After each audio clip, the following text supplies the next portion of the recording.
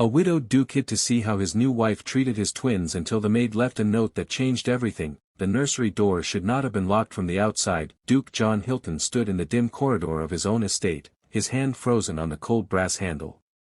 Inside, he could hear nothing.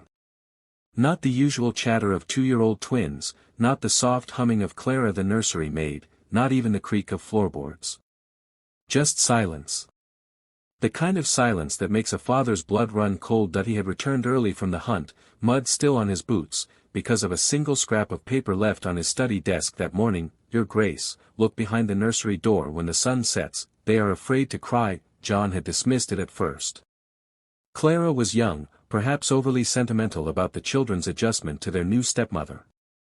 Summer Dale had been nothing but gracious since their wedding 3 months prior, soft-spoken, elegant, the perfect portrait of maternal devotion whenever he was present, but something in those words "they are afraid to cry" had burrowed into his mind like a splinter. Children cry. It is what they do. Arthur and Beth had always been spirited, messy, loud in the way toddlers should be. Yet lately, when he passed the nursery, he heard only stillness. That he had convinced himself it was good discipline. Summer had gently suggested the twins needed structure after the chaos of losing their mother. He had agreed, grateful that someone was willing to take on the burden he had been too grief-stricken to bear himself. Now, standing before this locked door, John Hilton felt the first cold fingers of doubt wrap around his heart. That he pulled the key from his waistcoat, the master key that opened every door in Hilton Hall, and turned it slowly. The lock gave a soft click that seemed to echo through the empty corridor. That he pushed the door open. What he saw would haunt him for the rest of his life. Arthur and Beth sat in the center of the room, backs perfectly straight, hands folded in their laps like miniature statues. Their eyes were fixed on the floor. They did not look up when their father entered. They did not move at all. Clara knelt beside them, her face pale, her hand hovering protectively over Beth's shoulder but not quite touching, as if even that small comfort was forbidden. Arthur's small body flinched at the sound, but he did not raise his head. Beth's bottom lip trembled, but no sound came out. Clara finally looked up, and the relief and terror warring in her eyes told John everything. "Your Grace," she whispered. She told them that fathers send away children who make noise. She told them monsters live in the walls and only come for children who cry. The room seemed to tilt. John crossed to his children in 3 strides and dropped to his knees before them, but they shrank back as if expecting a blow. His own children. Afraid of him. Where is she? His voice was barely recognizable, cold and deadly calm. She went to the drawing room, Your Grace. She believes you won't return until nightfall. Clara's hands were shaking. She's been different when you're away. I didn't know how to tell you. I didn't think you would believe. I believe you now. John stood, his jaw set. He looked down at his children, at the fear carved into their small faces, and felt rage unlike anything he had known even in the depths of his grief over their mother. Then he heard it. Footsteps in the corridor. Light, measured, graceful. Summer's footsteps. "Clara," John said quietly, urgently, "not a word. Do you understand?" Not a sound. The maid nodded, eyes wide. John moved swiftly across the room to the large mahogany wardrobe that stood against the far wall, the same wardrobe where his late wife had kept her winter furs. He pulled the door open and stepped inside, leaving it open just a crack. From this vantage point, he could see the entire nursery. He could see his children, still frozen in place. He could see Clara, who had positioned herself protectively between the twins and the door, and he could see the door handle begin to turn. Summer Dale entered the nursery, closing the door softly behind her. For a moment, she simply stood there, surveying the room with cold satisfaction. Then she smiled, but it was nothing like the warm, gentle smile she showed John at breakfast. This smile was sharp. Predatory. "Well," she said, her voice like silk over steel, "have we been good little mice today?" In the darkness of the wardrobe, Duke John Hilton's hands clenched into fists. He had been blind. He had been a fool. He had chosen reputation and propriety over his own flesh and blood, but that ended now. That he would see exactly who Summer Dale was when she thought no one was watching. And then, he would make sure she never hurt his children again. What happens next will shock you. Hello, dear friends. Before we begin this extraordinary story, make sure you subscribe and drop a comment below telling me where you're watching from. the church bells rang across the estate as if trying to wake the dead, and perhaps they were. John Hilton stood at the altar in his late father's best coat, watching Summer Dale glide toward him through shafts of colored light. Her gown was ivory silk, her veil like morning mist. Everyone said she looked like an angel. John thought she looked like salvation. Behind him, in the front pew, Arthur and Beth sat with their nurse. They were dressed in matching white, their faces scrubbed pink, their hair forced into submission with ribbons and water. Arthur kept pulling at his collar. Beth had her thumb halfway to her mouth before the nurse gently redirected her hand. Summer reached the altar, and when she lifted her veil, her smile was radiant. John felt something he hadn't felt in 2 years' hope. Not the wild, reckless hope of young love, but something steadier. More practical. The hope that his house might finally stop feeling like a mausoleum. "You look well," Summer whispered as the vicar began his droning "As do you." John's voice was hoarse. He hadn't realized how desperately he needed this until now, someone to share the weight of this crumbling estate, someone to bring warmth back to rooms that had grown cold with grief. The ceremony blurred. Words were spoken, vows exchanged, rings placed. When the vicar pronounced them man and wife, Summer leaned in and kissed John with just enough restraint to be proper and just enough warmth to be promising. The congregation applauded politely. At the wedding breakfast, Summer knelt before the twins with practiced grace. "Arthur," she said softly, taking the boy's small hand, "and sweet Beth. I know I cannot replace your mother. I would never try. But I hope, in time, you might let me care for you as she would have wished." Beth's face lit up. She reached for Summer's silk glove, and Summer didn't flinch, didn't pull away. Arthur remained wary, but he nodded. John felt his chest tighten with relief so profound it was almost painful. Lord Weatherby clapped him on the shoulder. "Well done, Hilton, the children need a mother's hand. Estate needs a duchess." "You've made a wise match." John raised his glass to his new wife across the room. Summer raised hers in return, her smile never wavering. She looked perfect. Everything about this day was perfect. That he should have known perfection was always a lie. The Duke's carriage had barely disappeared down the tree-lined drive when Summer's smile vanished like smoke. She stood at the drawing-room window, watching the dust settle on the road, her fingers drumming against the silk of her burgundy morning gown. Behind her, she could hear them, the twins, chattering in the entrance hall with that nursery maid.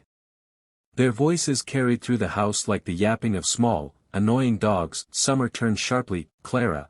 The maid appeared in the doorway, a twin clutching each of her hands. Arthur had jam on his collar. Beth's ribbon had already come undone, her hair a wild tangle around her flushed face. "Your Grace." Clara curtsied awkwardly, trying to manage the children. "What," Summer said, her voice ice, "are they doing down here?" Clara blinked. "The Duke always lets them come to the drawing room after breakfast, ma'am. They like to. The Duke is not here." Summer crossed the room in 3 swift strides. She didn't kneel. She stood over the children, casting a long shadow.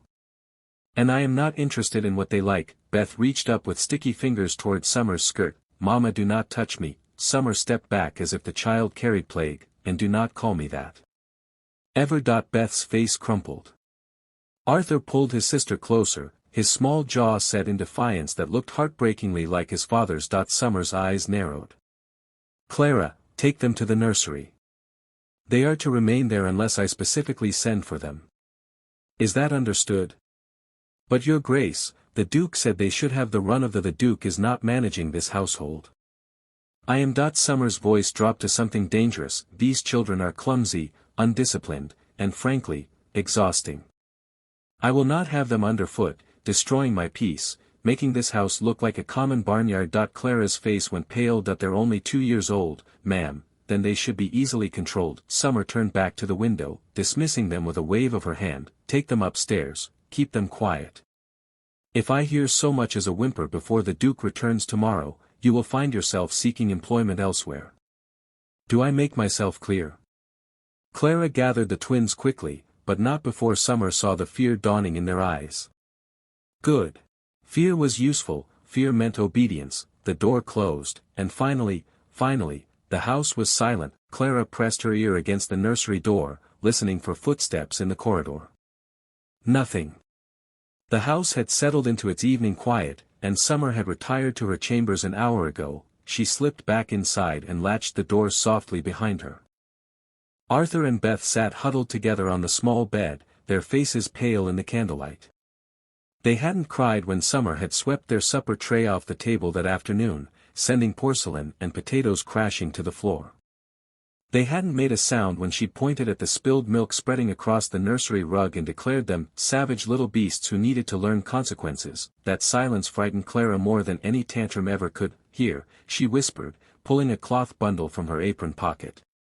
Inside were 2 bread rolls she'd hidden from her own dinner, still warm, and a small piece of cheese. "Quickly now, before it gets cold." Beth reached for the bread with trembling hands. Arthur didn't move. "She said no supper," he said, his voice small but stubborn. "She said if we eat, monsters will know." Clara's heart broke. She knelt before them, bringing herself to their eye level. "Your papa would never let you go hungry. Never. This is our secret, just until he comes home." "When?" Beth asked around a mouthful of bread. 3 more days. 3 days felt like an eternity. Clara had already begun composing the note in her mind, the one she would leave on the Duke's desk the moment he returned. But what would she say? How could she make him believe that his perfect new wife was a monster? Arthur finally took the bread, but his eyes were fixed on the door. "She locked us in the dark yesterday. She said the dark eats bad children." "That's not true," Clara said fiercely, though her hands shook. "The dark is just the dark. Nothing more." Beth leaned against her brother, exhausted. "I want papa." "I know, little one. I know." Clara pulled the thin blanket up around them both. She had been a nursery maid for 6 years, had tended countless children through fevers and nightmares and scraped knees. But she had never felt this helpless. Summer's voice drifted from somewhere below, laughing at something sweet and musical. The sound made Clara's stomach turn. She stayed with the twins until they fell asleep, their small bodies pressed together for comfort. Then she sat in the rocking chair by the window and began, in her mind, to compose the words that might save them. "Your Grace, look behind the nursery door when the sun sets. They are afraid to cry." Clara had been polishing the brass in the upper hallway when she heard voices drifting up from the music room below. She wouldn't have stopped to listen. Eavesdropping was grounds for dismissal, but she heard the twins' names, and her hands went still on the candlestick. "They're utterly exhausting." Caroline. Summer's voice, sharper than the refined tone she used around the Duke. "I thought they would at least be manageable, but they're like wild animals. Always underfoot, always sticky, always needing something." Clara crept closer to the gallery railing. Below, she could see Summer reclining on the settee, her burgundy dress spread around her like spilled wine. Lady Caroline Pemberton sat across from her, teacup balanced delicately. "2-year-olds are difficult," Caroline said mildly. "Give them time to adjust." "I'm not giving them anything but space." Summer laughed, cold and bright. "The moment John is fully under my thumb, and he will be. Men are so predictable when you know which strings to pull. Those children are going to St. Margaret's." Clara's breath caught. "The boarding school in Scotland?" Caroline set down her cup. "Summer, they're barely out of the cradle." "Exactly. Send them now, before they're old enough to poison John against me with their whining." Summer stood, moving to the window. "He thinks I adore them. He sees what I show him, the doting stepmother, the patient angel. But I didn't marry a widower to become a nursemaid to his brats." "What did you marry him for, then?" "The title. The estate. The freedom." Summer's reflection smiled in the glass. His first wife was apparently some saint who lived for those children. "I'm not her. Once they're gone, I'll have everything I want: the Duke's name, his fortune, and a household run exactly as I please. And if he objects, he won't. Not once I'm finished." Summer turned, her eyes glittering. "I'll make him believe they're better off away at school. That it's for their own good. That they need discipline he's too soft to provide. Men always think women know best about children." Clara backed away from the railing, her heart hammering. She'd heard enough. More than enough. St. Margaret's. She knew that school by reputation. Children sent there came back hollow-eyed and silent. If they came back at all, she had to tell the Duke. Tonight. Before Summer's web tightened any further. Clara's hands wouldn't stop shaking as she stood outside the Duke's study, the house had fallen into its afternoon lull. Summer was out paying calls, the twins were finally napping after a morning of forced silence, and the other servants were busy in the kitchens preparing dinner. This was her only chance. She pushed open the heavy oak door and slipped inside. The study smelled of leather and tobacco, masculine and safe in a way the rest of the house no longer felt. The Duke's desk sat beneath the window, papers arranged in neat stacks, his pen resting in its holder like a sleeping weapon. Clara pulled the folded scrap of paper from her pocket. She'd rewritten it 5 times, her candle burning low into the night. Too much information and he might think her hysterical, too little and he might ignore it entirely. The words she'd settled on were simple, desperate. Your Grace, look behind the nursery door when the sun sets, they are afraid to cry. Her hand hovered over the desk. If Summer found out, Clara would be dismissed without reference. Worse, she might be accused of slander, of trying to poison the Duke against his new wife. Who would believe a maid over a duchess? But if she did nothing, Arthur and Beth would be sent away. And Summer would win. Clara placed the note on top of the estate ledgers where the Duke would find it first thing. She smoothed it once with trembling fingers, then turned to leave. The door handle rattled. Clara's heart stopped. She dove behind the tall wingback chair near the fireplace, pressing herself into the shadows just as the door swung open. Summer's skirts whispered across the floor. Clara held her breath, watching through the gap between the chair and the wall as the Duchess moved to the desk. She picked up a letter opener, examined it, then set it down. Her fingers trailed across the papers. They paused over Clara's note. Summer picked it up, read it, and her face transformed into something terrible. For a moment Clara thought she would crumple it, destroy it, end everything, but Summer simply folded the note and slipped it into her reticule. Then she smiled that cold, calculated smile and walked out. Clara waited 5 agonizing minutes before she dared to move. When she finally emerged from behind the chair, her legs nearly gave out. The note was gone. Summer had it. And Clara had no idea what the Duchess would do next. The Duke's horse thundered up the drive 2 days early, mud spraying from its hooves. John had ridden hard from the northern estates, the note burning in his coat pocket like a live coal. He'd found it that morning, tucked inside his saddlebag where someone had clearly hidden it after it vanished from his desk. One of the footmen, perhaps, or the housekeeper. He didn't know and didn't care. What mattered was that he had it now. Look behind the nursery door when the sun sets. They are afraid to cry. The sun was already bleeding red across the horizon as John dismounted. He didn't call for the stable boy, didn't announce his arrival. He left his horse tied at the side entrance and entered through the servants' corridor, his boots silent on the stone floor. The house felt wrong. Too quiet. Too still. Like something was holding its breath. He climbed the back stairs to the second floor, his heart pounding harder with each step. The nursery was at the far end of the east wing, past the family portraits and the tall windows that overlooked the gardens. As he approached, he heard it. A voice. Sharp as breaking glass. I told you to sit still. Did I not tell you to sit still? John froze. It was Summer's voice, but stripped of all its honey sweetness. This voice was acid and fury. You're crying again. Why are you always crying? Do you want me to give you something to cry about? A small, choked sob. Quickly silenced. John's hand moved to the door handle. It wouldn't turn. Locked. That's better, Summer continued, oblivious to his presence. You see. You can be quiet when you choose to be. It's simple obedience. Even dogs can learn it. Another sound, barely audible. A whimper. What did I say about making noise? Summer's voice dropped to something worse than shouting. A cold, controlled malice. Clara, hold that one. I'll deal with this little beast first. John's vision went red at the edges. He pulled the master key from his waistcoat with shaking hands and jammed it into the lock. The mechanism clicked. He threw the door open. The scene before him would be carved into his memory forever. His children huddled on the floor, Clara kneeling between them and Summer herself, beautiful, elegant Summer standing over them all with her hand raised. Summer's hand hung frozen in the air, her face caught between rage and shock. For one terrible moment, no one moved. Then Beth made a sound, a tiny, broken thing that shattered John's paralysis. He crossed the room in 3 strides, dropping to his knees beside his children. Arthur and Beth sat pressed together on the cold floor, their backs rigid, their eyes wide and glassy with fear. They looked like soldiers waiting for execution. Arthur. Beth. John's voice cracked. He reached for them, but they flinched away from his touch, his own children. Afraid of him. Clara's face was wet with tears. She had positioned herself between the twins and Summer, her arms spread wide as if her body alone could shield them.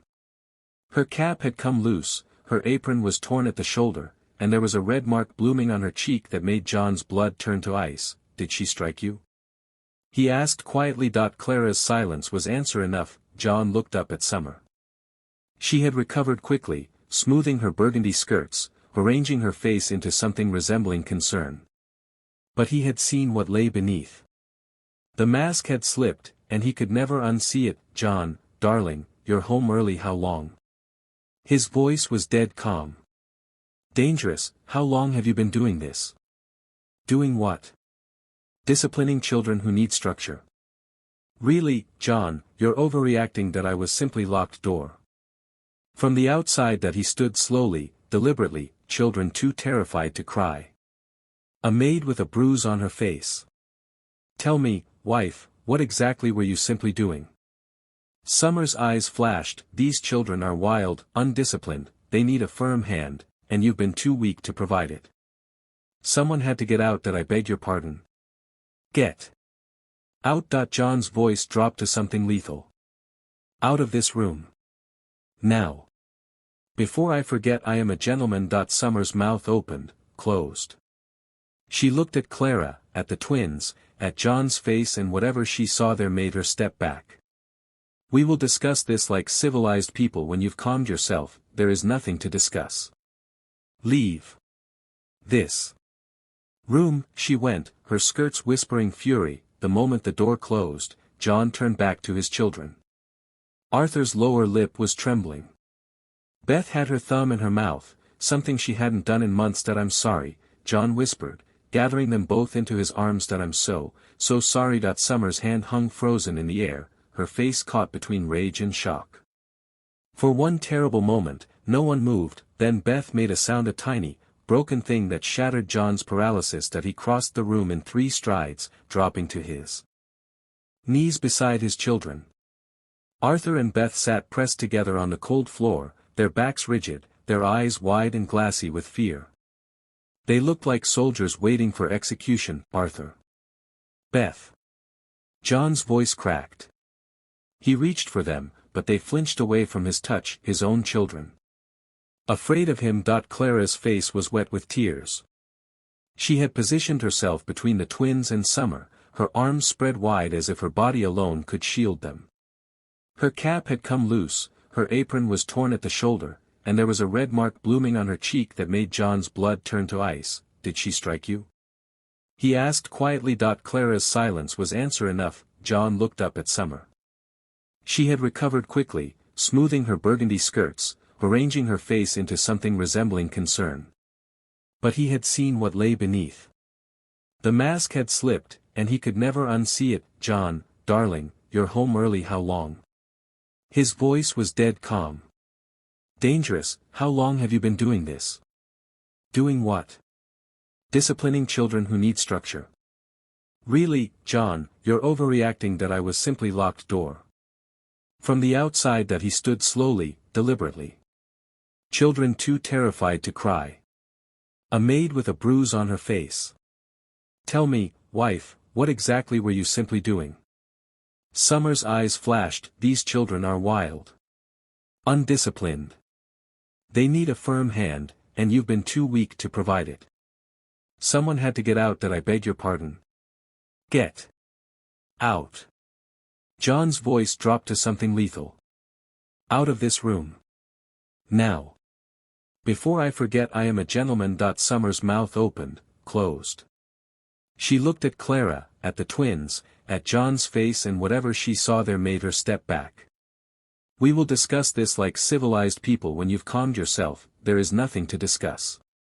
Leave this room. She went, her skirts whispering fury. The moment the door closed, John turned back to his children.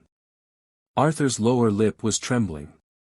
Beth had her thumb in her mouth, something she hadn't done in months. That I'm sorry, John whispered, gathering them both into his arms. That I'm so sorry. Summer returned an hour later, after the house had gone dark and quiet.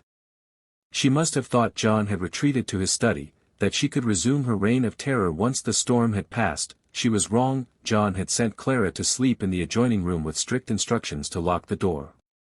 He'd held his children until they finally stopped trembling, until Arthur's death grip on his collar loosened and Beth's breathing evened out. Now they slept fitfully on the small bed, curled together like wounded animals, and John sat in the shadows beside the mahogany wardrobe, waiting. The door opened slowly. Summer slipped inside, a candle in one hand. She moved toward the bed with the confidence of someone who believed herself untouchable. Wake up, she hissed at the sleeping children. We need to establish something right now. Your father may have been fooled by your pathetic display, but you what? Summer spun around, nearly dropping the candle. John rose from the chair, stepping into the flickering light. He had removed his coat, rolled up his sleeves. He looked like a man preparing for violence. John. Summer's voice turned honeyed instantly. Darling, I was just checking on them. Making sure they were don't. The single word cut through her performance like a blade. Don't insult me further with lies. That I don't know what that hysterical maid told you, but she told me you've been terrorizing my children for 3 months. Starving them. Locking them in the dark, threatening them into silence. John's voice remained deadly calm. She told me you plan to send them to St. Margaret's the moment you have me under your thumb. Were those your words, Summer? Or did Clara imagine that conversation as well? Summer's face went white, then red. You had no right to listen to no right. John laughed, a sound without humor. These are my children. This is my house. You have no rights here. Not anymore. You can't dismiss me like a servant. I'm your wife. Not for long. John moved closer, and Summer backed toward the door. Come dawn, you'll return to your father's house. I'll seek an annulment on grounds of cruelty. If you contest it, I'll make public every bruise, every locked door, every moment of terror you've inflicted on children too small to defend themselves. You wouldn't dare. The scandal be damned. John's voice finally rose, barely controlled fury breaking through. That I chose reputation over my children once. I chose a proper match and society's approval over their safety. I will not make that mistake again. Summer's mask cracked completely. They're nothing. Mewling little burdens who would have been better off. She never finished. John's hand shot out, gripping her arm. Not hard enough to bruise, but firm enough to propel her toward the door. Get out of this nursery. Pack your things. If you're still in this house by sunrise, I'll have you removed by force. Summer wrenched free, her face twisted with hatred. You'll regret this. You'll come crawling back when you realize how impossible it is to manage an estate and 2 brats alone. Then I'll manage alone. John opened the door, gladly. Summer swept out, her candle casting monstrous shadows on the walls. John closed the door behind her, locked it, and leaned against the wood, suddenly exhausted. Behind him, a small voice, Papa. Arthur stood by the bed, Beth clutching his hand. They looked at him with eyes that were beginning, just barely, to lose their fear. I'm here, John said, crossing to them. I'm here, and I'm not leaving again. Not ever. He gathered them close, and for the first time in 3 months, his children cried freely, not from fear, but from relief, and John held them, making a silent vow to every god listening. Never again would he value appearances over their well-being. Never again would he be so blind. His children came first. Always.